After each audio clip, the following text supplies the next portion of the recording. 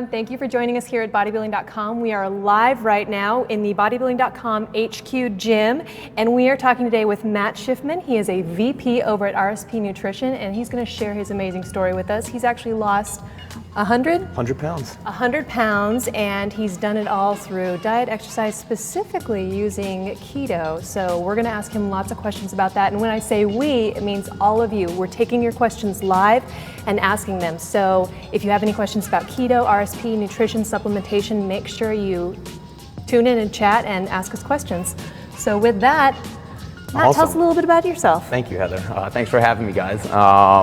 So where to begin? Let's take it back to high school. High school. I think high school is probably the best place to start. I've been an athlete my whole life. Played 3 sports in high school. I think as my life in high school went on, it got clear I was a football player. My size went up and speed went down, so my basketball dreams kind of went away. But so my junior year, I weighed about 210 pounds. My senior year, I weighed about 240 pounds. Went on to play in college. I was 270 pounds my freshman year. Wow. And by sophomore year, I was up to 300. So in 4 years, from sophomore of high school to sophomore of college, I gained 100 pounds. And how tall are you? 6'3". Okay. So I was a pretty big dude. Substantial amount of weight to put on a 6'3". Putting on 100 pounds in 4 years was substantial. And I stayed at about that weight throughout college. I was like 280, 290, 300-ish. Then, after college, I went into the professional workforce, and what I learned was that I could crash diet with the best of them. Mm-hmm. And I did what pretty much every American thinks they're supposed to do, which is eat less, move more, right? Yeah. Low fat, eat a piece of grilled chicken, and if you can have half a piece of grilled chicken, that's even better. And every single time I did this for 10 years. I'm not exaggerating, and as I'm sure everybody can relate to, it doesn't work. No. It just doesn't work. I could drop weight and I'd gain it all back. Drop weight, gain it all back. And I struggled with that for, like I said, for almost 10 years. And I had a revelation. I had a moment. I will never forget it. I woke up New Year's Day, 2013, and was looking at pictures from the night before, and I was just a mess. I didn't look good. I looked fat. I looked sweaty. I had like the double chin. Everybody's looked at those pictures where you're just like, God. And for me, that was my like aha moment. That was the light bulb of where something needs to change. And I kind of knew that, what's the saying is, doing the same thing over and over again and expecting something to change is kind of the definition of insanity. And so I knew that something needed to change. And for me, I had to get smart on nutritional science. And that was the game changer for me. I had some colleagues at the time who had a lot of success and were talking about a book they had read. It was by an author named Gary Taubes, who's still pretty active in the space, one of the preeminent kind of writers in the keto space. And so I was like, all right, I'll check it out. I need to do something. Mm-hmm. And I was hooked. I read the book. I couldn't put it down. I remember I had a flight one day.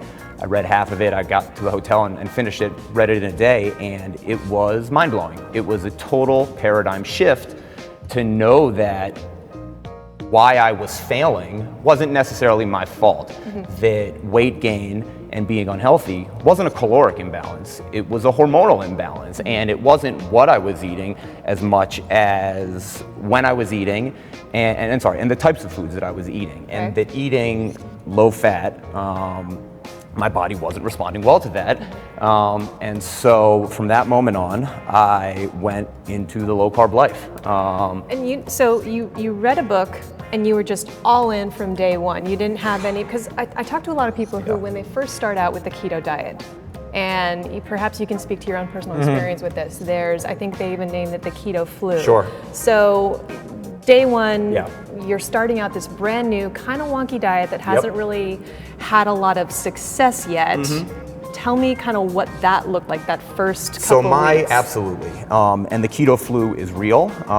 And I would say just getting fat adapted is a big process. It's a total metabolic shift for your body. You are taking your body that has been going for decades of burning sugar, burning glucose as its primary source of fuel, and you're switching to now burning fat as your primary source of fuel. It's a pretty big process, right? It's a total metabolic shift. So the keto flu is real, and it takes some time to get used to. So in my early days of keto, I probably was eating more protein than was technically allowed on, like, if you're a hardcore keto zealot where you should have low carb, moderate protein, high fat. I was probably low carb, mid to high protein, high fat. Okay. And for me, that worked. And keep in mind, I was 280 pounds, so I had a lot of room to kind of grow into this. And what worked for me in the early stage, and I've really adapted over the years, was just eat when you're hungry. And this is a massive paradigm shift, right? You're taught, everything we've learned is eat less. If you're hungry, have more willpower, suck it up, eat less, move more, it's your fault. And everything that kind of keto and this lifestyle stands for kind of flies in the face of that. And for me, the biggest thing that I learned was eat when you're hungry. Pretty simple, right? Pretty novel concept. Eat when you're hungry. Stop when you're full, but don't worry about portion control in the early days. Just eat real, healthy foods. I would even say, before you dive into full keto, maybe take 2 weeks to just cut sugar. Okay. Cut refined foods. Cut out bread, cut out any processed crap, but just eat whole foods. Eat sweet potatoes. Fine. For 2 weeks, 3 weeks. And that may even work for you. And you may find that just eating a natural, healthy, whole food diet is enough. And that was kind of how I approached the early stage, was don't worry about getting keto adapted, fat adapted right away, day one. If you do that, you're probably setting yourself up for failure. Do you feel that's a common mistake that most people make, that they want to feel the benefits of keto right away? I think that's a huge mistake that people make, really with everything in life, is we all want instant gratification, right? Like, I want a six pack, I want to be jacked, I want that to happen in a week. Like, I'm 10 years in and like I'm still making improvements. I learn every day and I get better from it. But absolutely. And so I would really, really try to emphasize for people to just ease into it, take your time, and shift the mindset that this is a lifestyle, not a diet. For me, that's probably one of the most important things that I learned was it's absolutely a lifestyle. It's not a diet. I dieted. I could go up and down 50 pounds, no problem. I could get down to 220 if I had a trip to Miami coming up, and then I'd get it all back and I'd go up to 280. And I lived in that 50-pound window for 10 years. That's a big window. It's a 50 huge pounds is a huge window. And not really the most healthy. Right. So think about it as a lifestyle. Hopefully, don't look for, you're gonna see results, I promise you, you will see results. But think about it as over a year, like where do you wanna be in a year? And I'm a huge, huge believer in small daily improvements. Okay, now speaking of small daily improvements, I wanna dial, because it sounds like you've had massive success, and I wanna like take you back into the struggles that everyone, and I'm sure you also face, when you first start out on this plan. Like you said, you already kind of gave us broad strokes of start by just cutting out some of the crap, cut out the refined sugars, start with that. But what was like one of the first mistakes you made with keto that you've now learned from that you can share with our viewers?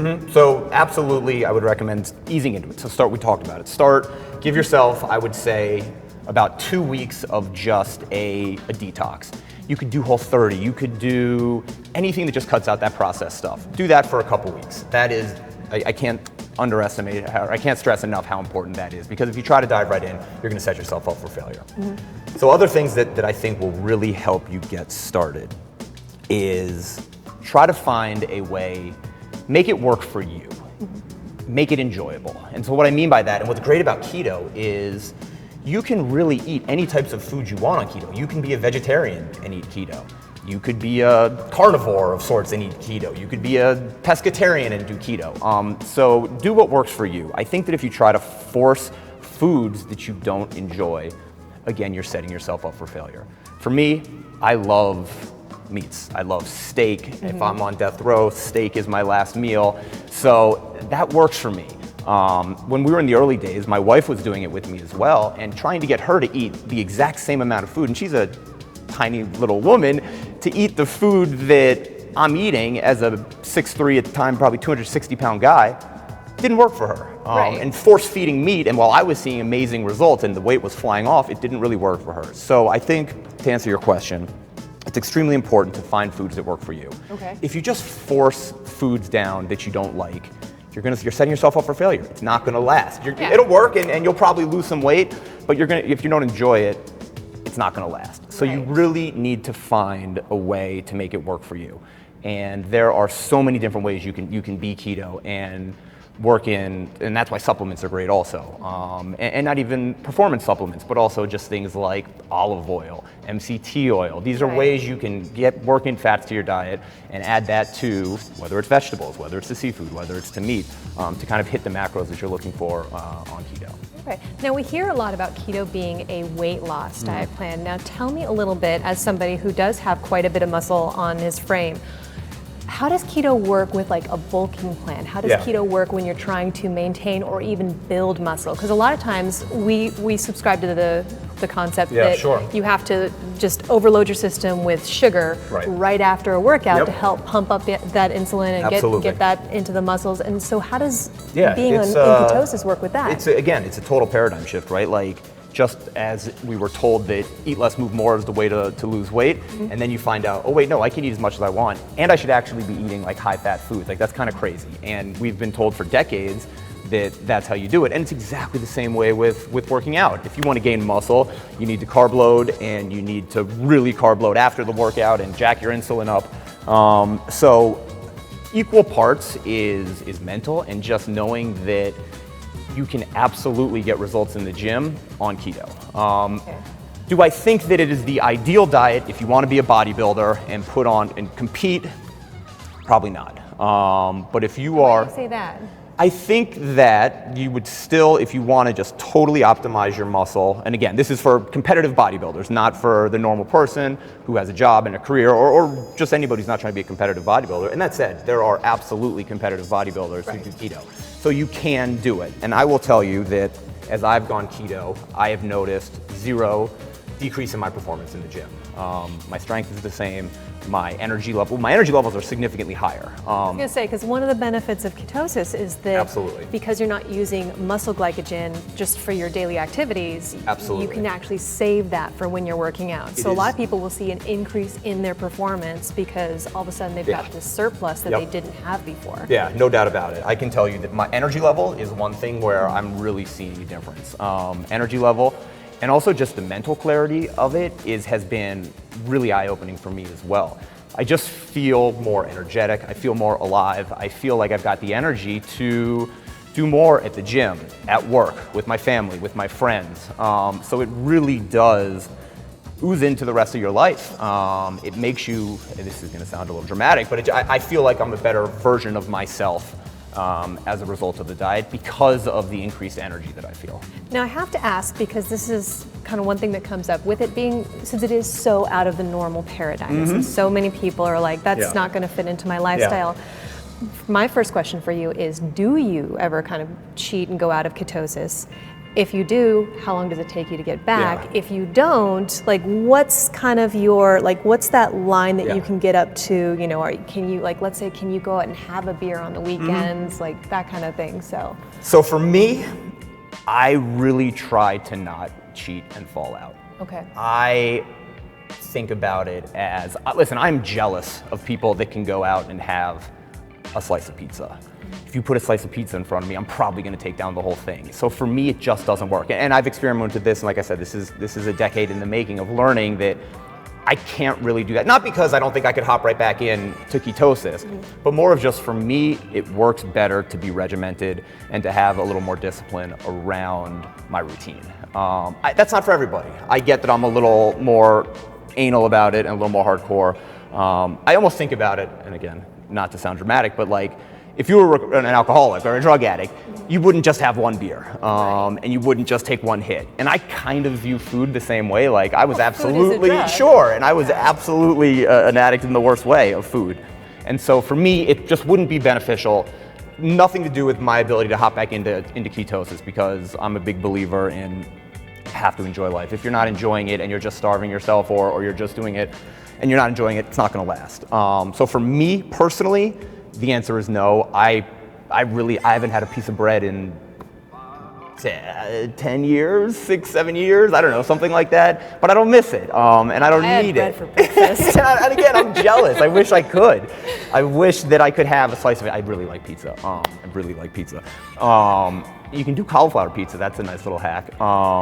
Yeah, see, I can't ever get the cauliflower crust right. Crispy. It's yeah, impossible. it's I don't know. They I've just sell it given now. I used to try to like grate it and put it in the food processor, but you can't get it crispy. Yeah, I've seen people that can, so we can do it. We got to keep trying. So you don't consciously try to fall out of ketosis. Correct. Do you ever accidentally fall out? Sure. And so what does that feel like? How do you kind of get back in? Because we're getting a lot of questions on, you know, what happens if, you know, like I fall out, can I do this, can I do that? And people want to know how to, because you know, it's hard until you've been where you've been doing it for so long that it's just part of your life. Absolutely. It's hard to imagine getting there. So kind of as people are going through those stumbling blocks of kind of success, failure, how did you coach yourself through that, and how would you kind of then impart that wisdom for everybody else? I think that one great solution is supplementation. I rely heavily now on, you can take exogenous ketones, right? So I find that, so we've got our pills and our powder. Tell me about this. Yeah, so this is our keto BHB product. Pills, powder, same product. They're amazing. I'm going to take you back to that word, that exogenic. Yes, exogenous. Exogenous. Thank you. I think as an industry we need to come up with a better term because that is a little sciencey and intimidating. And it basically, for those who don't know, it means ketones that come from outside of the body that you supplement your diet with. Correct. So just like any other supplement is meant to supplement what you're already doing with your diet. Exactly. You know, here are ketones that you can put to help get yourself into ketosis. Exactly right. I mean, the very oversimplified definition is when you are in a state of ketosis, your body produces ketones. BHB, beta hydroxybutyrate, is one of the types of ketones that your body produces and then uses for fuel. You can now supplement with those same ketones. So what I find these to be extremely helpful for is when I do fall out. If I have a really big meal, if I go out to dinner, or if I'm just in an environment where I'm not going to be able to eat like the perfect meal. I would really advise people, don't be weird with it. If you're at dinner, enjoy it. That's good advice for all supplements. Generally, or just in life, don't be weird. Yeah, don't be weird. Don't be bringing your Tupperware to Thanksgiving dinner. Try to do what you can. I mean, listen, I've done it. I travel with a lot of Tupperware, so I'm not judging. But yes, for me, where I find this to be an awesome solution is exactly that, when you fall out. If I go to dinner or when I'm traveling, that's another huge one where you're gonna be eating out every single meal and you're not gonna be able to cook every single meal. I just went on a trip internationally and I took these every single morning just because I had a couple drinks every night, and this will help you kind of pop back in. And you still get the benefits that the ketones give you, that sustained energy, that clean energy, that long burning energy, as well as kind of the cognitive boost. You get that. So for me, this is a huge, huge help. Not on the performance side. And I've also found that it definitely gives you some energy, and I like to take them pre-workout as well. We can talk about that. But as far as just falling out, I've found that this can really help. So this is almost for everybody who's kind of worried about, I don't know if I can stay in, I don't know if I can do this long term. What you're saying is products like these are something that can help keep you in or get you back in very quickly so you don't have to do that same 3 weeks of... And so you reap all the benefits of ketone production. So like if you fall out, you can still supplement with the ketones and you're still going to get the benefits that the naturally produced ketones give you as well. Okay, now while we're talking about products, so you are a vice president at RSP. Yes. And that wasn't your first career right out of college. No. So tell me a little bit, let's go down that journey. Yeah. How did you get from, I believe, Wall Street? That's correct. To now you're working at a supplement company? Yes. So after college, moved to New York City and started investment banking. I did that for about 10 years. And I would say on the back half of that decade was when I started my health transformation. Okay. And so during that time, I was realizing that I was never unhappy at work, but it was never my passion. And I think people throw that term out a little loosely, and it's work your passion. Like I almost didn't believe that was kind of a thing for most people. So I had built a pretty successful career on Wall Street, but I was starting to see that I had a real passion for health and nutrition. And so I was working long hours doing banking. The first half of which I was living an extremely unhealthy lifestyle. And the back half of that, I was starting to spend more and more time on health and nutrition. And I just realized that it was my passion, to use a cliche. And what I started to see was people would Instagram message me and say, wow, like your story is really inspiring. And I just got more, and these are just friends. It wasn't like I'm not an Instagram influencer by any stretch, but it was just more and more people started to say that, and it kind of clicked was, man, I can help people, and I think that my story will resonate with people. So I slowly started to think about, how can I make this happen? How can I make my work life and my passion kind of one and the same? But it's not easy. You can't just quit your job. I mean, we all have bills and mortgages and rent and a family to support. And so as much as I'd love to just tell everybody, like, follow your passion, it's not quite that simple.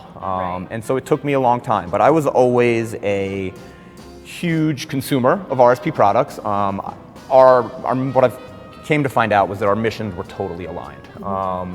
RSP has a long history of creating clean, active nutrition products. And for me, that's what I wanted. It was a solution to make my life easier. I am not prepared to compromise or choose between health and performance. I am equally as concerned with my longevity as I am with my performance in the gym. And I needed products that supported both. Right. And I also love what RSP does, is kind of, they make it really simple for you. We don't have it here, but one of the products that I love, and if you're on keto or intermittent fasting, aminos. You need to familiarize yourself with aminos. They are absolutely essential for maintaining performance in ketosis or intermittent fasting, even more so. It's an all-in-one solution. It's got a full essential amino acid profile, but then it also adds a weight management component, so you get the CLA, the carnitine, and so there's a host of products that kind of do that. I just didn't have the time as a professional to mix my own, to buy a CLA, to buy a carnitine, to buy each amino, and then custom kind of make your own to your exact needs. And that would be great, and if people have time to do that, like, awesome, more power to you. But if you have a job and you just don't have the time, and you don't necessarily want to even spend the time, let alone having it, I found RSP products to just be very simple, clean, convenient solutions where it was just one scoop, go, gets what I need, and you can trust that it's the highest quality ingredients from clean sources. So our missions were aligned. So I was able to kind of transition from being a consumer of a product to working for the company, which is pretty cool, because I went through the process that our customers go through. So I feel like I can really relate. Well, we actually have similar stories here in this building with I'm people sure. who were, customers first and then realized, hey, this company exists. And so we've got our own kind of BBCom family, people who've used the products. So going back to your transformation and going back to losing 100 pounds, which is the size of a human. Yes. Tell me a little bit about that journey, and like, when did all that weight come off? How long did that take? Yeah. And again, this is speaking to these people who are asking these questions and really want to learn and are trying to get through these hurdles, and they're like, I've only lost 20 pounds and I've got another 80 to go. Yeah. Help me, Matt. Yeah, that's amazing. And if you've lost 20 pounds, like, awesome. That's amazing. It's a long process, but I don't want people to think about it as like such a daunting task, like I need to lose 100 pounds. Think about it, and we touched on this a little bit earlier, but think about it as just like small daily victories. Don't try to think about everything in its totality. I use this mantra for everything in life. If you have a massive to-do list with like 100 different things and you got to make so many decisions, you're not going to be successful. It can be overwhelming. So what I try to do, and what was really helpful for me along the way, was just reduce your decision-making fatigue. So I find that getting into a rhythm was super helpful for me. Like, if I know what I'm going to eat every day, I don't have to make that decision. And if you don't have to make a decision, you definitely aren't going to make a wrong decision. So for me, I find that wherever I can, try to take the decision-making process out of it. We're going to have to make a lot of decisions during the day, whether it's at work, whether it's with family, whether it's with friends. You're going to have to make a lot of important decisions. and try to just remove that. Okay. Try to remove that as much as you can. So speaking of what you eat, and I know that and you already touched on this, that everyone's different, find the foods that Sure. work for you. What did you find to be the easiest foods as your kind of go-to keto foods that worked for you, that made it super simple, you didn't have to think about it, you went to the grocery store, you bought these 6 items, boom, done. Short answer, meat and vegetables, which is a broad answer. So I'll take it back a step. For me, learning to grocery shop and learning to cook was a massive step. I am not exaggerating. Graduating college, I had never cooked one thing in my life, short of microwaving food. Not even mac and cheese? Oh, does that count? Like Kraft mac and cheese? Yeah, right? Okay, I've had Kraft. I'm not sure that counts as cooking. Yes, I could microwave It's like things. making toast. Yes, I could do that. But short of that, I'm not exaggerating. I'd never cooked anything. So I think that to really take this to the next level, to just familiarize yourself in the kitchen. Learning how to grocery shop was a massive step. Learning how to read labels is such a huge step because a lot of foods will market themselves as healthy, as heart healthy. Yes.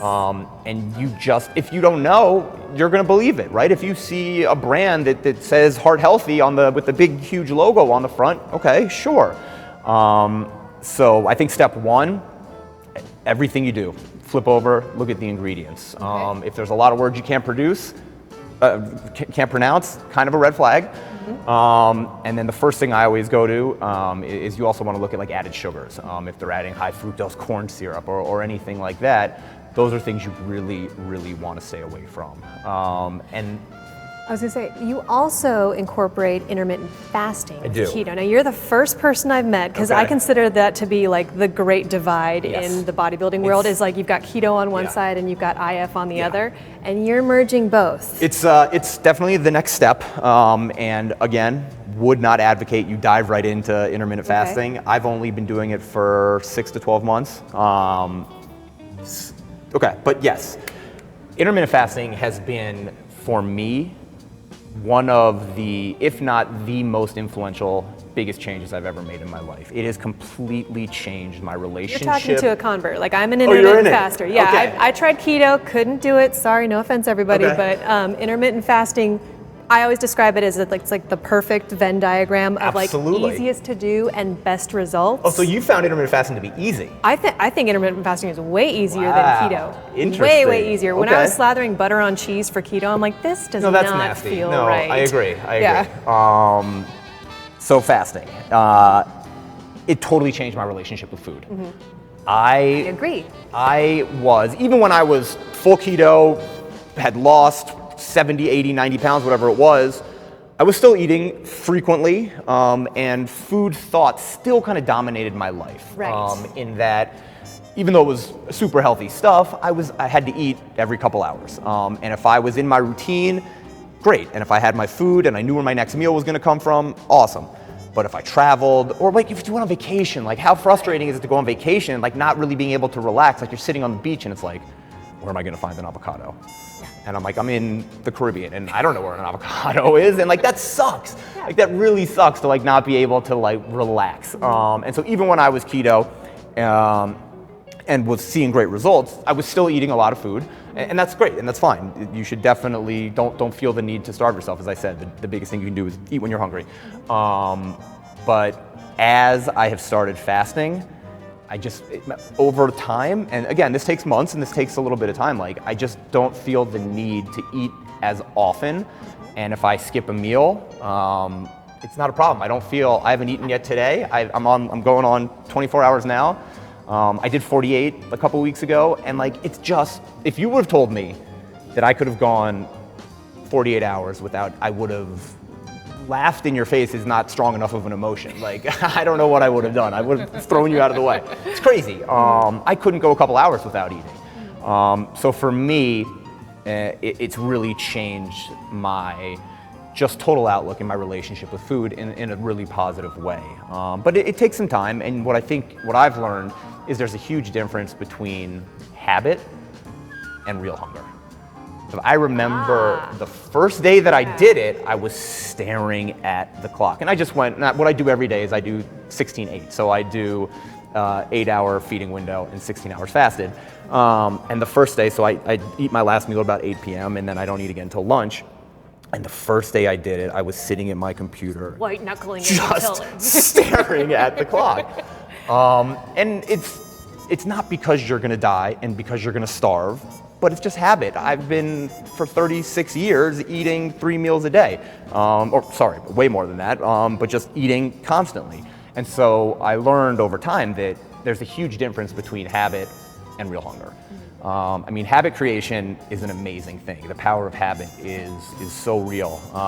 And that gets back to my point of when you get into these good habits, it just becomes second nature and it takes the kind of decision-making process out of it. And I think that that's kind of hugely important with exercise as well, just with getting up in the morning, with everything. It's when you kind of develop, don't think of breaking old habits, think about kind of trying to develop new habits. That's a good way to look at it, where you're not trying to undo things, you're just trying to build on top of it. So you mentioned exercise, and we're getting a lot of questions on, okay, so how do you, both when you're first starting out and then also, because it sounds like this has become very much a lifestyle, and that's one of the biggest, like I keep seeing this question over and over again is, can you do this long term? Because I've heard of people say you can only do keto for a year or two and then you have to go back off of it and then come back on, and you've been doing it for Consistent, well over for going on 7 years. 7 years, yeah. Consistent. So how does that affect your time in the gym? Yeah. Have you found a way to exercise that complements keto better than other ways? Tell us a little bit about that. Other than the very initial adaptation phase, which is a real thing, and I don't know that there's a great answer for that other than it's going to pass. Just have to get through it. And you kind of got to get through it. It probably, and we're talking, I don't know, weeks. This is not a crazy long process, but it is real. Like we talked about earlier, it's a big metabolic shift your body's making. You are shifting the source of fuel that your body uses to function. There's a lot going on there. So that's a real thing.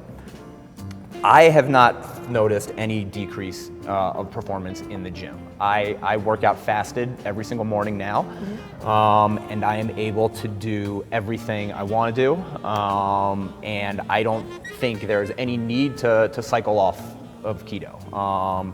We touched on it a little bit earlier, but again, another perfect segue to supplementation where it really, really helps. And that's kind of what we want to do. We want to, in this industry, is we want to help you, especially at RSP, we want to help you become the best version of yourself. And so supplements really assist with that. So you're fasted when you work out. Correct. I'm sorry to interrupt, but you're fasted, but you take supplements. Great question. Aminos. Aminos, okay. Are an amazing hack for fasted workouts. Okay. Absolute must-have, in my opinion, for fasted workouts or even working out in ketosis. I don't think it's that controversial to say that most people would agree that protein pre and post workout is a good thing. It's going to help with stimulate protein synthesis, muscle growth, recovery, kind of inhibit muscle breakdown, all the good stuff that we all know and love about protein. But if you're scooping 30, 50 grams of whey, that's also going to come with a pretty heavy caloric load. There's a time of day for that, and I absolutely supplement with whey as well. But with aminos, which are the building blocks of proteins, in a very oversimplified definition, is you are still able to get the benefits of a protein, but without the caloric load. So you aren't technically, they're basically calorie free, so you aren't breaking the fast, and you're still able to get all the benefits that come with the protein. So you get the protein synthesis, and you're inhibiting muscle breakdown. And I also found that aminos really help with hunger suppression. I will take aminos now, not like yesterday when I was flying. I found flying is another great excuse to fast because you're just not going to be able to find healthy food, so that could be a good way to try it. But I'll take aminos when I fly. I'll do like 10 grams of aminos. Okay. And so we have our BCAA 5000 product, which comes in a couple flavors as well as unflavored. And I will take those when I'm flying, or if I know I'm going to do something where I'm not going to really have access to food options, and I don't really want to get in that crazy mental state of like I'm hangry. I don't want to get hangry. So I've really found that aminos actually help with appetite suppression as well. Okay, so aminos are kind of like your cure-all for all those like places where stuff can fall off. If you are on ketosis or fasting, aminos are an absolute must-have. Okay, so I'm gonna go to a couple of specific questions because I know Do we've it. kind of touched on it, but everybody Yeah. really wants to know. So Yeah. Margaret really wants to know, which foods do you avoid when Which you're on? foods do I avoid? Yeah, there's just a no-fly zone. You do not eat Yeah. these foods. So anything with added sugar is a no-go for me. That is step one, absolutely can't have. And when I say sugar, I really mean the processed refined sugars as well. If you're going to do, so if you got a sweet tooth, I'm lucky, I don't really have a sweet tooth. I never did, even when I was at my biggest. Candy wasn't my thing. So I'm lucky that when somebody told me that getting rid of sugar was good, I was like, oh, that's easy. So it's just sugar. Step one, gotta be sugar. Two, processed and refined carbohydrates. Okay. So think breads, grains. Those are, and this is going to fit in that, but then also like sugary drinks. I think a lot of people are going to be shocked to hear that like the fruit juice isn't really healthy, especially like a lot of store-bought orange juice, for example, which people love. I used to love every morning. That's got as much sugar as a can of soda. Right. So those are the two things that are never, can't have. Under no circumstance will you see me eat anything with sugar, especially like a processed refined sugar or a refined carbohydrate. Can I ask you a question Yeah. about artificial sugar? Because I Yeah. fight people on this Yeah. all the time, that if you're eating tons of artificial sugar, your Yeah. body's still tasting sugar, and Yeah. that's gonna muck up the whole Yeah. idea of Yeah. not having sugar in your diet. So can you just address that from your Sure. personal experience? Yeah, and I'll it's keep my it's opinions a to myself. great question, and one that I still work through and I'm trying to improve on constantly. I think that artificial sugars or artificial sweeteners, I should say, they can be a great compromise. If you were like, I don't want people to deprive themselves of everything they love, right? Like if you have a sweet tooth and you really enjoy that, like you should be able to. And whether it's a stevia, whether it's a monk fruit extract, or whether it's even like a sucralose or a sugar alcohol, I think there's definitely varying schools of thought on the broader health implications of those, but I think everybody agrees it's better than kind of refined sugars. Okay. And it is going to not have much of an effect on your insulin levels. It's not going to spike them in the same way that sugars do. So I absolutely put stevia in my coffee every morning. I kind of don't mind the taste of stevia. Some people really dislike it. Some people like sucralose. Some people I dislike it. some people like sugar alcohols, like the xylotols of the world. So is it a natural whole food grown from the earth? Is it as good as an avocado? No.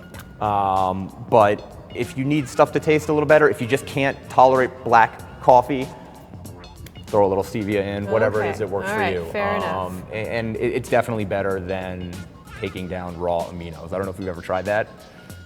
Not good on its No. own. Not great on its own. No. So a little sweetener Right. and a little, but it can be natural. It can be natural. It can be from the earth, and still fit within kind of a ketogenic diet. Okay, so I've got some specific questions going back to your transformation. Yep.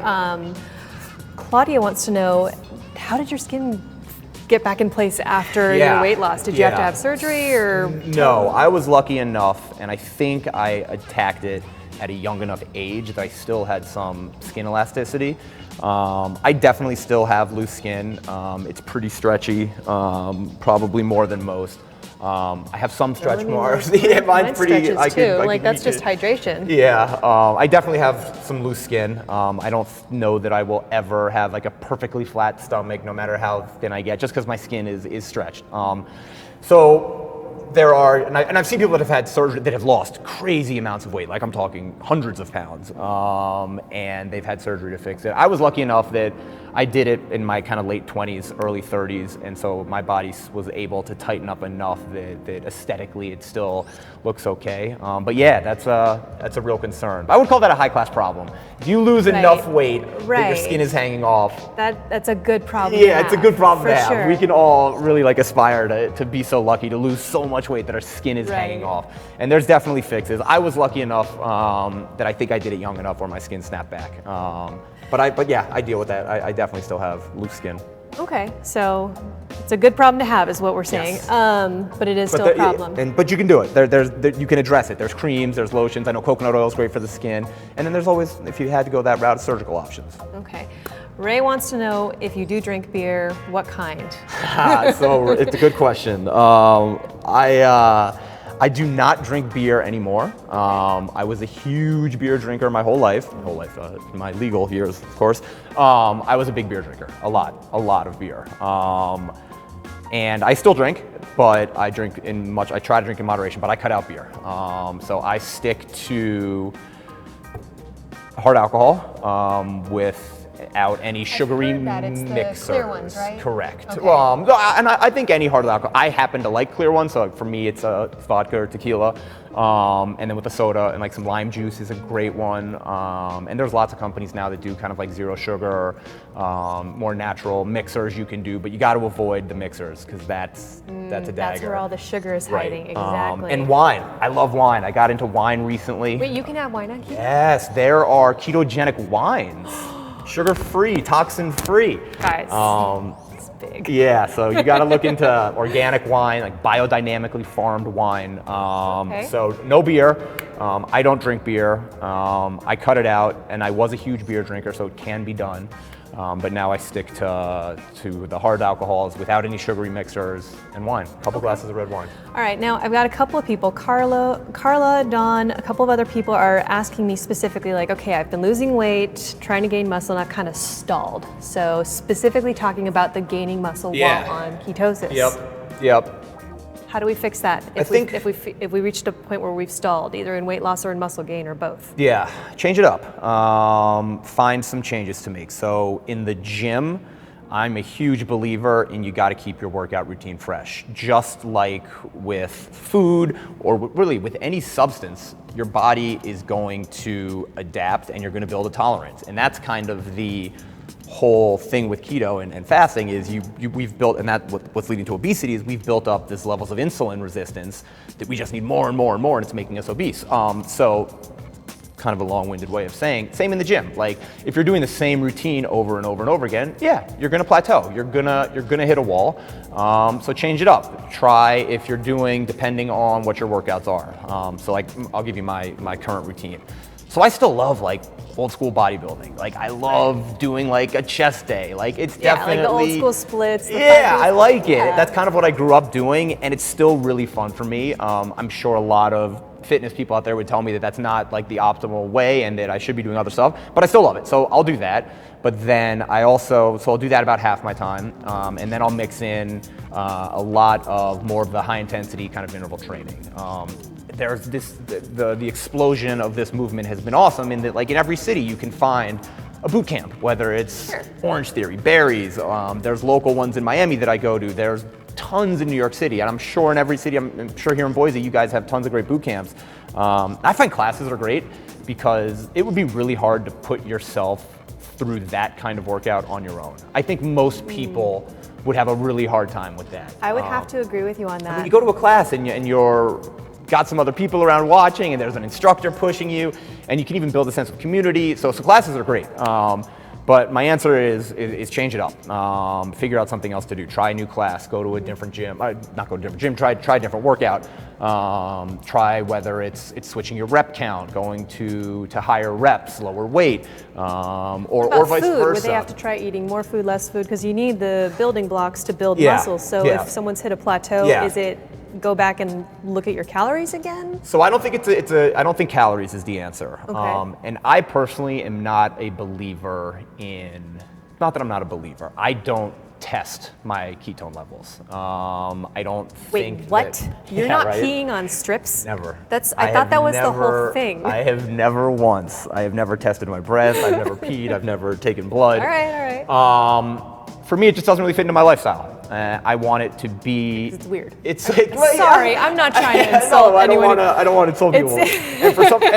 But they have strips you can pee on. They have breaths and for the blood. ketones in your breath and blood. And they're all detecting. I would do blood. Different types. Yeah, I mean it depends. One detects the BHBs, but one detects like the acetoacetate. So it depends on like the type and. I don't do it. I don't. That makes me but feel so much I better. think that, especially in the early days, it is helpful to know if what you're doing is working, and it might just be mental. Sure. To know that, like, all right, well, this is working. So to answer the question is, if at a certain point you are stalling, that's an option. Is see To go actually to test. see if what you're doing is right, because there's a lot of common pitfalls. Okay. And one that I made, and where I definitely noticed I had kind of stalled out, and you're definitely going to stall out, especially if you have a huge way to go, like it's just natural, was I was probably eating too much protein. I was high fat, high protein, and a true ketogenic diet, you're going to be 20%. right, moderate protein, moderate to mid, depending on your level of activity. I think you can get away with more. I'm pretty active. I work out every day, so I probably get away with a little more protein. But I would say that's probably the most common pitfall. And that's kind of one of the main differences. Everybody will ask me too, like, what's kind of the difference between Atkins and keto? And that's Atkins is higher probably protein. the biggest difference. Yeah. And I think that's a mistake that most people make. Not a mistake, but that's a common pitfall. pitfall. Much better. Yes. That people make, and one that I definitely did. I mean, I had a lot of wood to chop, and so when I started at close to 300, I was still able to drop a ton of weight eating really high amounts of protein. For me, one of the adjustments that I made along the way was dialing back the protein to hit that right. Like you said, a true ketogenic macros would be, call it 70 to 80% fat, 20-ish% protein. And then whatever's left is in your carbs, carbohydrates, yeah. which is like the tiniest amount of carbs you've ever seen. It is, but I can tell you from experience, there's definitely no essential carbohydrate. You don't need carbohydrates to survive. I was reading this today. Yeah. Newborn babies supposedly Are highly ketogenic. Are born in ketosis. Breast milk is, Okay, we're going to okay. get weird here, but breast milk is, I think, a very high percentage of MCTs, medium chain triglycerides, in breast milk. Yeah, so I think babies are. So all those people that say it's not natural, Yeah, it's very- we're all born in ketosis. We just get away Exactly. from it. Exactly. Okay, now a couple people, TC and I can't read all these questions, but you guys want to know what the fats are that you eat, like what are the best sources Yeah. of, high calorie dense Yep, fats. yep. And I have that question too, because Okay. again, I was that person who was slathering butter on cheese Yeah. because I didn't know where to get fat from. Yeah, so I find that fatty cuts of meat are awesome. Specifically. Ribeye steaks would be my absolute number one all-time favorite. Okay. If you're gonna go chicken, do chicken thighs. They're gonna come a little more fatty. You can eat the skin. You can absolutely What eat if the you're skin. vegetarian? If you're vegetarian, I think you're gonna have to use a lot more oils. If you are vegan, you can still do it. Are you vegan? I try, I dabble. Okay. You can definitely still do it, but you're going to have to be using a lot of olive oil, a lot of MCT oil, which is great. Basically, in olive oil, I think we should actually spend some time on. I'm obsessed with olive oil. My food swims in olive oil. Yeah, I found that of all the like I think it's so non-meat delicious. fats, it's the best one. great. I can only eat so much coconut oil. I'm sorry, guys, I can't do the bulletproof coffee anymore because Really? I got burnt out on using coconut oil instead of butter, and I just can't Okay. eat coconut oil anymore. I Did you can't. do the MCT oil? I didn't try the MCT oil. Give that a try. Give It's that- totally okay. like flavorless. Okay.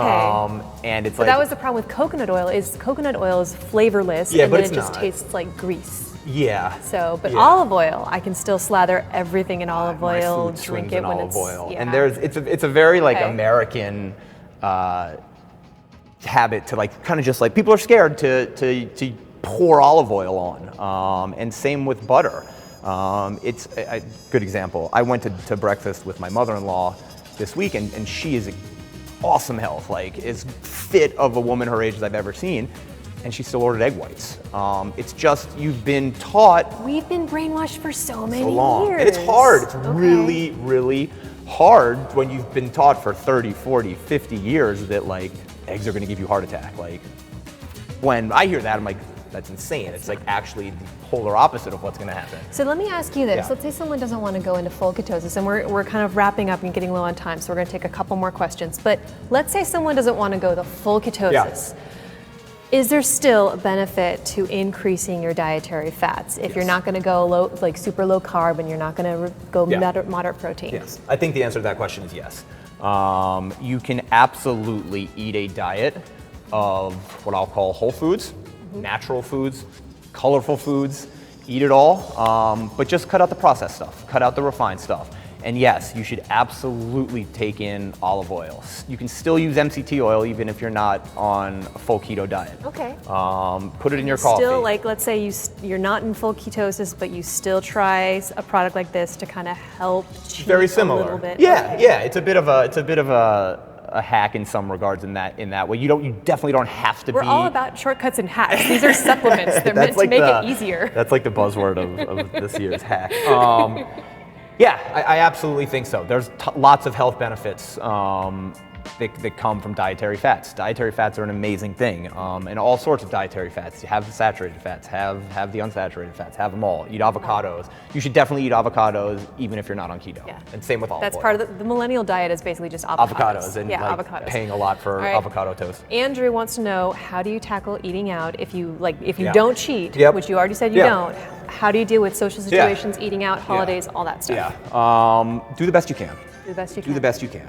The good thing about eating out and keto, I find the keto to be a very eat-out friendly diet. Right, because they slather everything in butter anyway. It's not even that. Like, you don't have to go get crazy weird with all like the added fats, but like just order a meat, order vegetables. I eat so many vegetables. Like I've really grown to like love vegetables, and just do the best you can. If there's always a steak on the menu. There is always a piece of fish on the menu, no matter what type of restaurant you're going to, unless you go to like a vegan restaurant, but even then, you can definitely still eat vegan and be keto. What I think is most important is just like finding a balance. And going out to dinner is a great example. It's an awesome question because like, don't be weird. We talked about it, right? Like just, and it's not because. Don't be weird, Heather. Yeah, is just find that balance. And if you can order a steak and just maybe skip the mashed potatoes, that's a huge step. I have really found no issues at all with eating out. Now listen, do you know what kind of fat they're cooking it in? Are they cooking it in refined vegetable oil that's not great? Maybe. Is it perfect? No. But should you stay home and like sit at your house and like listen to podcasts about like keto all day? You should do that, but not all day. So I think you just got to do the best you can, and I find keto to be very friendly. You can always find a meat, a fish, or vegetables. Salads. Everybody's got salads, right? You just got to be careful with salad dressings. That's something we didn't talk about, but probably need to address. A lot of salad dressings have added sugar, so be very careful with salad dressings when you're out. I find that olive oil, vinegar. And solution. if you go out and you eat what you're not Absolutely. supposed to eat, you could take this and gonna kind of It's gonna help. help fix it. Definitely. Okay. You're gonna feel the benefits. You're gonna still get the benefits. I want to that the fix it. It's I want gonna a help. magic pill, okay? It's gonna help. It is going to help. There is no magic pill, All right, unfortunately. so we are wrapping it up. So what I heard was cut out refined foods and refined sugars. Absolutely. Yes. Eat more fresh fruits and Eat or it. not Well, fruits, fruits but are not super fresh- ketogenic, but fresh you can berries. fresh vegetables, Lots of and vegetables. meat. And fat. Swimming in olive oil. Okay. Lots of olive oil, like swimming. All right, Matt, just in case we didn't answer everybody's questions, Yeah. where can they find you? Yeah, so check us out at rspnutrition.com. That's going to be the best place. On our Instagram is RSP Nutrition as well. And I think you're going to find a lot of clean, active nutrition products that we hope make your life easier, balanced, and you're not going to have to sacrifice your performance and health. You can achieve both. All about balance. It's Yes, all about getting the balance, best of balance, both worlds. balance. All right, so, and of course, RSP is available on bodybuilding.com. And if you have questions for Matt, you know where to find him. And thanks again for joining us.